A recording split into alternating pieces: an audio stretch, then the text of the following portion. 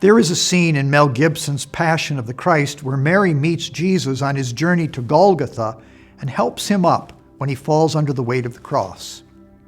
The scene includes a flashback to her helping Jesus up as a boy when he falls and skins his knee. None of this is in the scriptures. Still, we are told that a large crowd of people followed Jesus, including many women who mourned and lamented him. Mary must have been part of this crowd, a face which Jesus must have looked for on his lonely and painful walk, an action we honor in the fourth station of the cross. Mary was clearly part of this awful day. She had carried this child for 9 months in the womb, and no doubt many other times during his early years. Watching him during his 3 years of active ministry saw him pulling further away from his earlier life into living out the full will of the Father.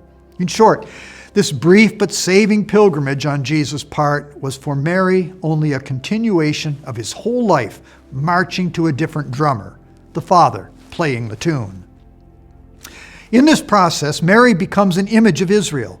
Jeremiah had cried out to his fellow citizens over 500 years earlier, "I remember the devotion of your youth, how you loved me as a bride, following me in the wilderness, in a land unsown.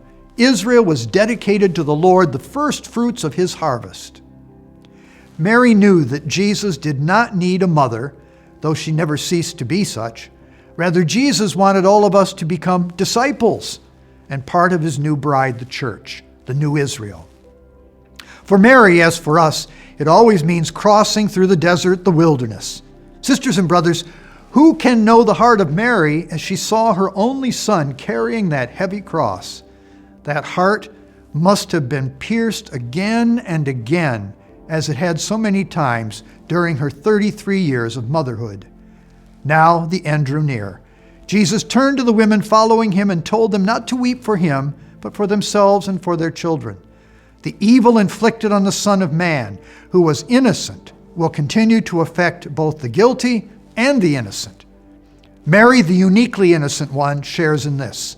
Let us turn to Mary for assistance as we make our way even through evil-filled times.